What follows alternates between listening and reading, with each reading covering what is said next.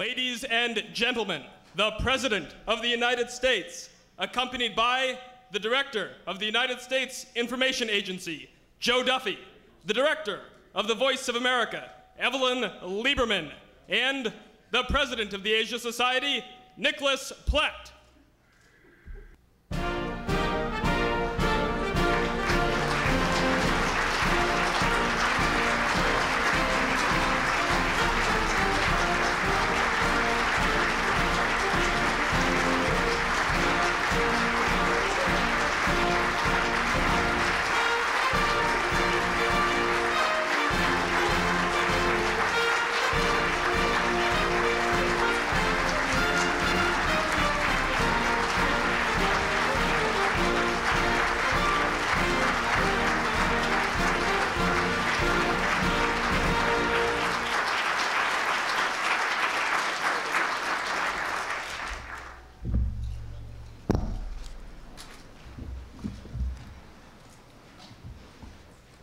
Mr. President, members of the Cabinet, members of Congress, Ambassador Platt, and friends of the Asia Society and the U.S.-China Education Foundation.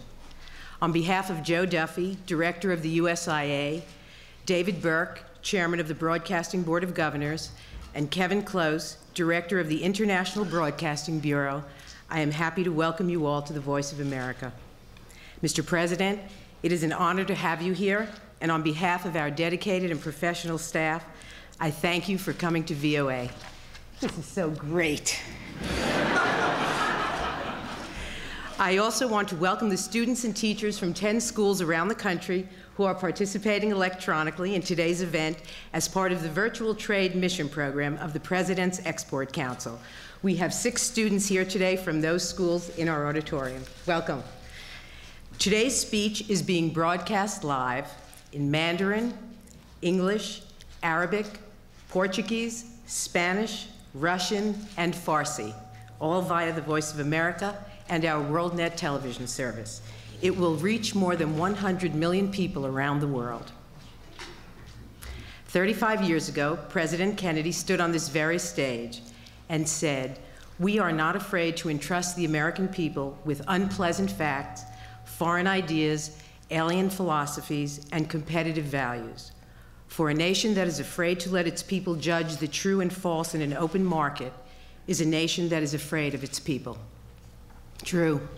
Information is the sturdiest building block of democracy, and for the last 55 years, VOA has contributed to the formation of democracy in many places throughout the world by broadcasting reliable, credible, and unbiased information. And we believe that we are contributing to the architecture of democracy in China through our daily dialogue with its people. Each day, VOA broadcasts into China in the Mandarin, Cantonese, Tibetan, and English languages. Our research indicates that the Chinese people turn to VOA for coverage of events inside their country, as well as for news of the United States and the rest of the world. 6 days a week, we have a toll-free call-in show so that listeners in China can speak to VOA hosts and American citizens. 38 radio stations in China are affiliated with us and use our tapes and scripts. Our Chinese language transcripts are downloaded an average of 45,000 times per week from VOA's homepage. And no matter how they try to jam us, block us, or silence us, the people of China managed to find us, and the Voice of America is there for them. Last May, a listener from Northeast China called our audience hotline and identified himself as one of the soldiers at Tiananmen Square in 1989. He broke down on the air, saying that he has been struggling with his conscience for 8 years. He said he admired the student leaders of the democracy movement and hoped someday he would have the chance to have a heart-to-heart talk with student leader Chai Ling and asked for our help in locating her. VOA's China branch sent the soldier's statement to Chai Ling. She was moved to tears. It was the first time she had ever heard the true feelings of one of the soldiers who had stood opposite her on that square.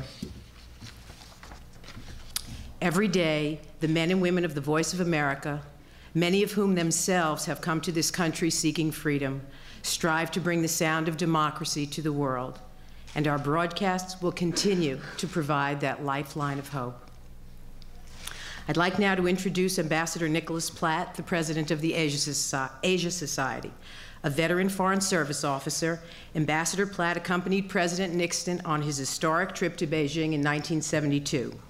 He has been a Deputy Assistant Secretary of Defense, a member of the National Security Staff, and ambassador to Pakistan, the Philippines, and Zambia. Ambassador Platt, welcome to the Voice of America.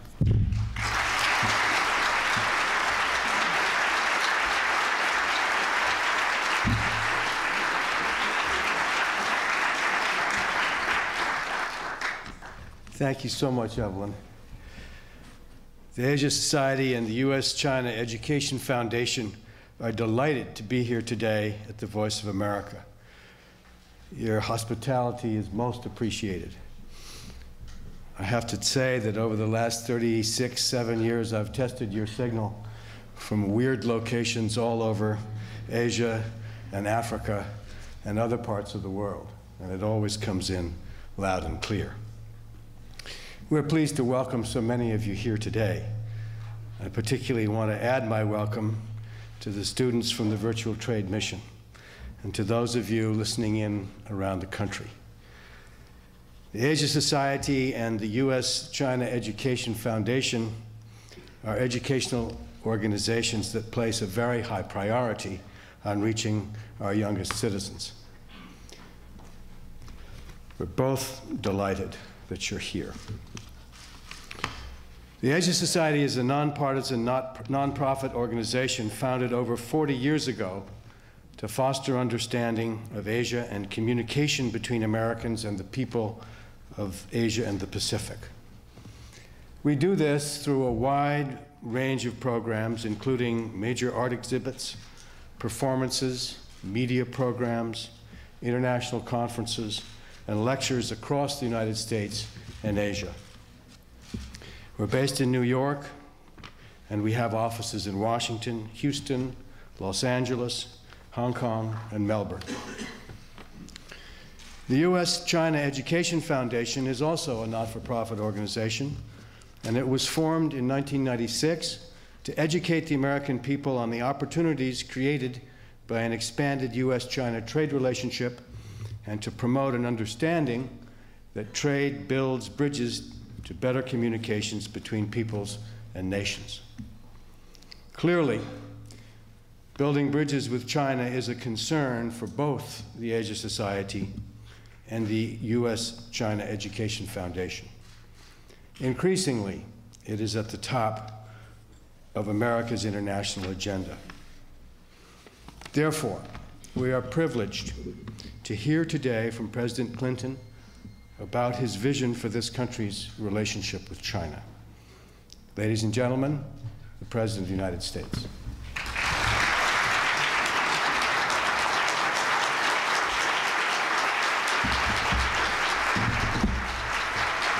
Thank you very much. Thank you. Thank you. Thank you. Thank you.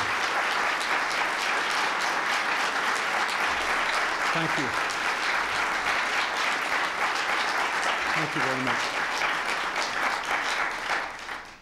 Thank you very much, Ambassador Platt.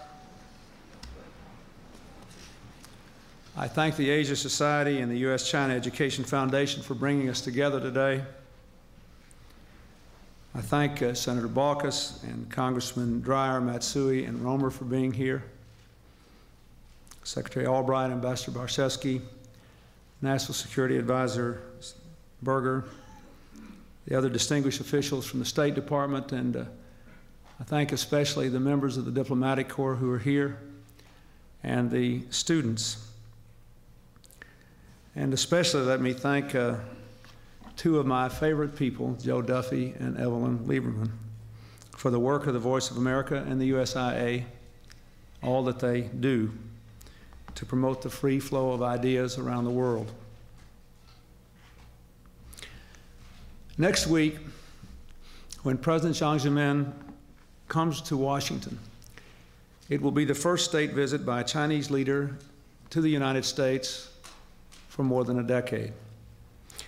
The visit gives us the opportunity and the responsibility to chart a course for the future that is more positive and more stable and hopefully more productive than our relations have been for the last few years. China is a great country with a rich and proud history and a strong future. It will, for good or ill, play a very large role in shaping the 21st century, in which the children in this audience today, children all across our country, all across China, and indeed all across the world, will live. At the dawn of the new century, China stands at a crossroads. The direction China takes toward cooperation or conflict will profoundly affect Asia, America, and the world for decades. The emergence of a China as a power that is stable, open, and non-aggressive, that embraces free markets, political pluralism, and the rule of law, that works with us to build a secure international order. That kind of China, rather than a China turned inward and confrontational, is deeply in the interests of the American people.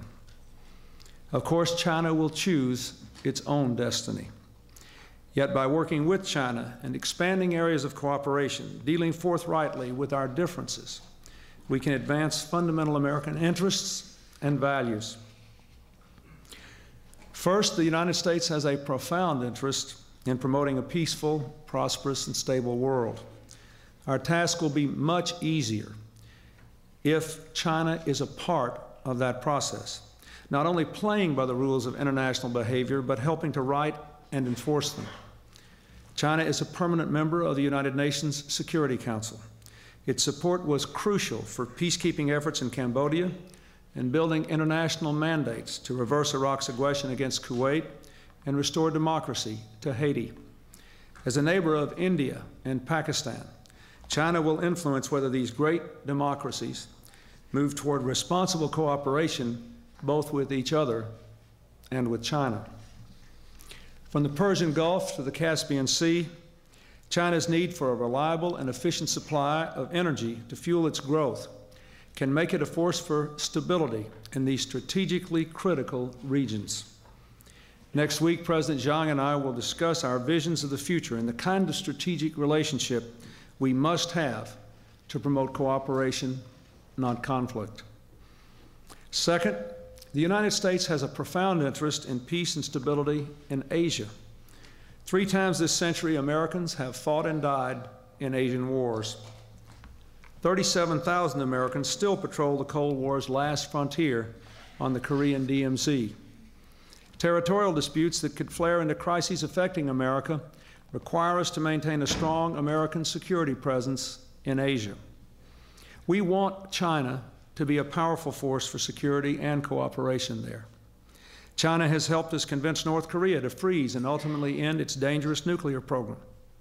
Just imagine how much more dangerous that volatile peninsula would be today if North Korea, reeling from food shortages, with 1 million soldiers encamped 27 miles from Seoul, had continued this nuclear program. China also agreed to take part in the 4-party peace talks that President Kim and I proposed with North Korea. It's the only realistic avenue to a lasting peace. And China is playing an increasingly constructive role in Southeast Asia by working with us and the members of ASEAN to advance our shared interest in economic and political security. Next week, I'll discuss with President Zhang the steps we can take together to advance the peace process in Korea. We'll look at ways to strengthen our military-to-military contacts, decreasing the chances of miscalculation, and broadening America's contacts with the next generation of China's military leaders. And I will reiterate to President Zhang America's continuing support for our One China policy, which has allowed democracy to flourish in Taiwan and Taiwan's relationship with the PRC to grow more stable and prosperous. The Taiwan question can only be settled by the Chinese themselves peacefully. Third, the The United States has a profound interest in keeping weapons of mass destruction and other sophisticated weaponry out of unstable regions and away from rogue states and terrorists. In the 21st century, many of the threats to our security will come not from great power conflict, but from states that defy the international community and violent groups seeking to undermine peace, stability, and democracy. China is already a nuclear power with increasingly sophisticated industrial and technological capabilities. We need its help to prevent dangerous weapons from falling into the wrong hands. For years, China stood outside the major international arms control regimes. Over the past decade, it has made important and welcome decisions to join the Nuclear Non-Proliferation Treaty, the Chemical Weapons Convention, the Biological Weapons Convention, and to respect key provisions of the Missile Technology Control Regime. Last year at the United Nations, I was proud to be the first world leader to sign the Comprehensive Test Ban Treaty. China's foreign minister was the second leader to do so. China has lived up to its pledge not to assist unsafeguarded nuclear facilities in third countries, and it is developing a system of export controls to prevent the transfer or sale of technology for weapons of mass destruction. But China still maintains some troubling weapons supply relationships. At the summit, I will discuss with President Zhang further steps we hope China will take to end or limit some of these supply relationships and to strengthen and broaden its export control system. And I will make the case to him that these steps are first and foremost in China's interest, because the spread of dangerous weapons and technology would increase instability near China's own borders. Fourth, the United States has a profound interest in fighting drug trafficking and international organized crime. Increasingly, smugglers and criminals are taking advantage of China's vast territory and its borders with 15 nations to move drugs and weapons, aliens, and the proceeds of illegal activities from one point in Asia to another or from Asia to Europe. China and the United States already are cooperating closely on alien smuggling, and China has taken a tough line against narco-trafficking, a threat to its children as well as our own. Next week, I will propose to President Zhang that our law enforcement communities intensify their efforts together. Fifth, the United States has a profound interest in making global trade and investment as free, fair, and open as possible. Over the past 5 years, trade has produced more than 1/3 of America's economic growth. If we are to continue generating good jobs and higher incomes in our country, when we are just 4% of the world's population, we must continue to sell more to the other 96%. One of the best ways to do that is to bring China more fully into the world's trading system. With 1/4 of the world's population and its fastest growing economy, China could and should be a magnet for our goods and services. Even though American exports to China now are at an all-time high, so too is our trade deficit. In part, this is due to the strength of the American economy and to the fact that many products we used to buy in other Asian countries now are manufactured in China. But clearly, an important part of the problem remains lack of access to China's markets. We strongly support China's admission into the World Trade Organization, but in turn, China must dramatically improve access for foreign goods and services. We should be able to compete fully and fairly in China's marketplace, just as China competes in our own. Tearing down trade barriers also is good for China and for the growth of China's neighbors, and therefore for the stability and future of Asia.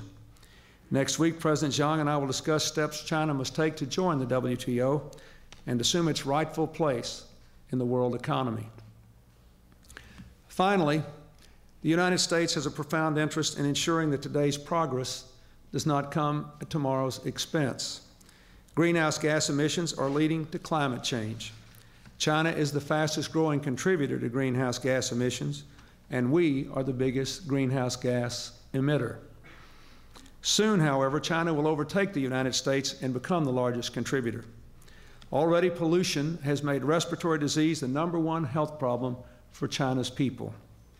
Last March, when he visited China, Vice President Gore launched a joint forum with the Chinese on the environment and development so that we can work with China to pursue growth and protect the environment at the same time.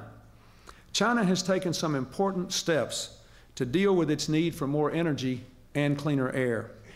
Next week, President Zhang and I will talk about the next steps China can take to combat climate change. It is a global problem that must have a global solution that cannot come without China's participation as well. We also will talk about what American companies and technology can do to support China in its efforts to reduce air pollution and increase clean energy production. Progress in each of these areas will draw China into the institutions and arrangements that are setting the ground rules for the 21st century. The security partnerships, the open trade arrangements, the arms control regimes, the multinational coalitions against terrorism, crime, and drugs, the commitments to preserve the environment and to uphold human rights. This is our best hope to secure our own interests and values and to advance China's in the historic transformation that began 25 years ago when China reopened to the world. As we all know, the transformation already has produced truly impressive results. 25 years ago, China stood apart from and closed to the international community. Now, China is a member of more than 1,000 international organizations, from the International Civil Aviation Organization to the International Fund for Agricultural Development. It has moved from the 22nd largest trading nation to the 11th. It is projected to become the second largest trader after the United States by 2020. And today, 40,000 young Chinese are studying here in the United States, with hundreds of thousands of more living and learning in Europe, Asia, Africa, and Latin America. China's economic transformation has been even more radical. Market reforms have spurred more than 2 decades of unprecedented growth, and the decision at the recently ended 15th Party Congress to sell off most all of China's big state-owned industries promises to keep China moving toward a market economy. The number of people living in poverty has dropped from 250 million to 58 million, even as China's population has increased by nearly 350 million. Per capita income in the cities has jumped 550% in just the past decade. As China has opened its economy, its people have enjoyed greater freedom of movement and choice of employment, better schools and housing. Today, most Chinese enjoy a higher standard of living than at any time in China's modern history. But as China has opened economically, political reform has lagged behind. Frustration in the West turned into condemnation after the terrible events in Tiananmen Square. Now, nearly a decade later, one of the great questions before the community of democracies is how to pursue the broad and complex range of our interests with China while urging and supporting China to move politically as well as economically into the 21st century. The great question for China is how to preserve stability, promote growth, and increase its influence in the world while making room for the debate and the dissent that are a part of the fabric of all truly free and vibrant societies. The answer to those questions must begin with an understanding of the crossroads China has reached. As China discards its old economic order, the scope and sweep of change has rekindled historic fears of chaos and disintegration. In return, Chinese leaders have worked hard to mobilize support, legitimize power, and hold the country together, which they see as essential to restoring the greatness of their nation and its rightful influence in the world. In the process, however, they have stifled political dissent to a degree and in ways that we believe are fundamentally wrong, even as freedom from want, freedom of movement, and local elections have increased. This approach has caused problems within China and in its relationship to the United States. Chinese leaders believe it is necessary to hold the nation together, to keep it growing, to keep moving toward its destiny. But it will become increasingly difficult to maintain a closed political system in an ever more open economy and society. China's economic growth has made it more and more dependent on the outside world for investment, markets, and energy. Last year, it was the second largest recipient of foreign direct investment in the world. These linkages bring with them powerful forces for change. Computers and the internet, fax machines and photocopiers, modems and satellites, all increase the exposure to people, ideas, and the world beyond China's borders. The effect is only just beginning to be felt. Today, more than 1 billion Chinese have access to television, up from just 10 million 2 decades ago. Satellite dishes dot the landscape. They receive dozens of outside channels, including Chinese language services of CNN, Star TV, and WorldNet. Talk radio is increasingly popular and relatively unregulated in China's 1,000 radio stations. And 70% of China's students regularly listen to the Voice of America. China's 2,200 newspapers, up from just 42 3 decades ago, and more than 7,000 magazines and journals are more open in content. A decade ago, there were 50,000 mobile phones in China. Now there are more than 7 million. The internet already has 150,000 accounts in China, with more than 1 million expected to be online for the year 2000. The more ideas and information spread, the more people will expect to think for themselves, express their own opinions, and participate. And the more that happens, the harder it will be for their governments to stand in their way. Indeed, greater openness is profoundly in China's own interest. If welcomed, it will speed economic growth, enhance the world influence of China, and stabilize society. Without the full freedom to think, to question, to create, China will be at a distinct disadvantage competing with fully open societies in the information age, where the greatest source of national wealth is what resides in the human mind. China's creative potential is truly staggering. The largest population in the world is not yet among its top 15 patent powers. In an era where these human resources are what really matters, a country that holds its people back cannot achieve its full potential. Our belief that over time growing interdependence will have a liberalizing effect on China does not mean in the meantime we should or we can ignore abuses in China of human rights or religious freedom. Nor does it mean that there is nothing we can do to speed the process of liberalization. At the risk of their jobs, their freedom, even their lives, find strength in the knowledge that they are not alone, that the community of democracies stands with them. The United States, therefore, must and will continue to stand up for human rights, to speak out against their abuse in China or anywhere else in the world. To do otherwise would run counter to everything we stand for as Americans.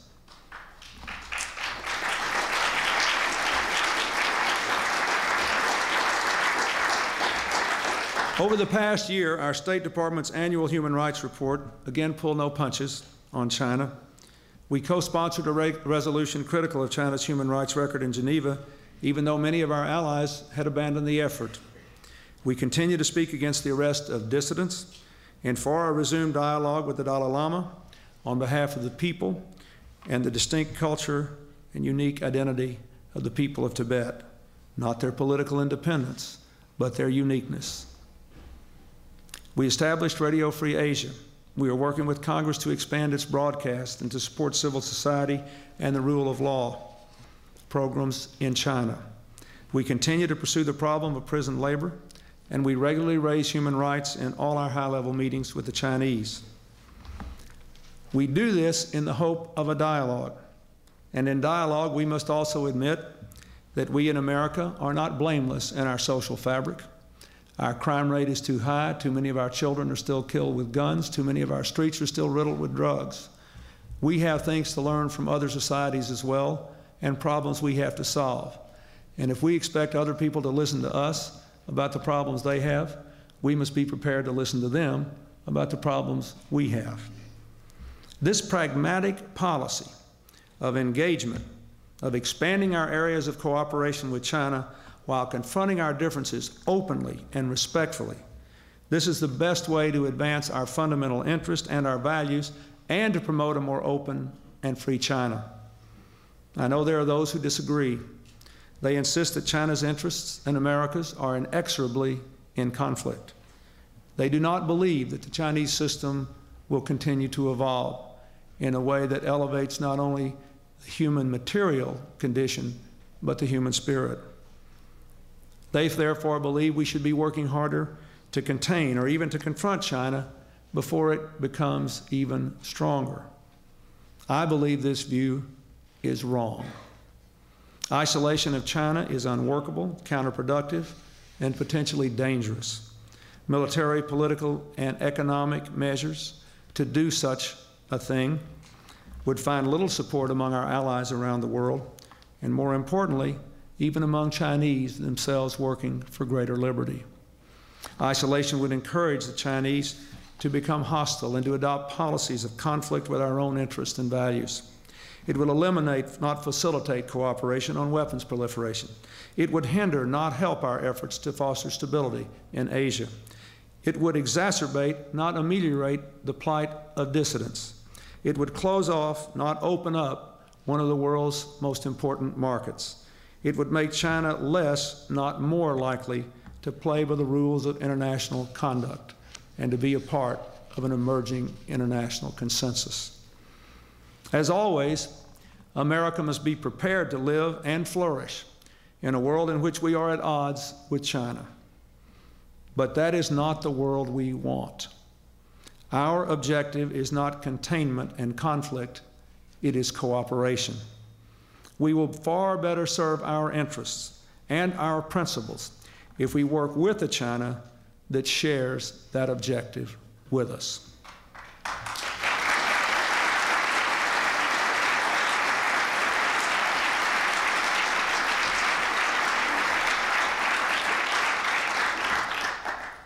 "30 years ago, President Richard Nixon, then a citizen campaigning for the job I now hold, called for a strategic change in our policy toward China. Taking the long view, he said, we simply cannot afford to leave China forever outside the family of nations.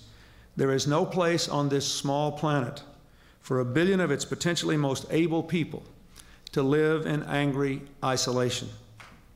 Almost 2 decades ago, President Carter normalized relations with China, recognizing the wisdom of that statement. And over the past 2.5 decades, as China has emerged from isolation, tensions with the West have decreased, cooperation has increased, prosperity has spread to more of China's people. The progress was the result of China's decision to play a more constructive role in the world and to open its economy. It was supported by a far-sighted American policy that made clear to China we welcome its emergence as a great nation. Now America must stay on that course of engagement. By working with China and making our differences clear where necessary, we can advance our interests and our values and China's historic transformation into a nation whose greatness is defined as much by its future as its past. Change may not come as quickly as we would like, but as our interests are long-term, so must our policies be. We have an opportunity to build a new century in which China takes its rightful place as a full and strong partner in the community of nations, working with the United States to advance peace and prosperity, freedom and security for both our people and for all the world. We have to take that chance. Thank you very much.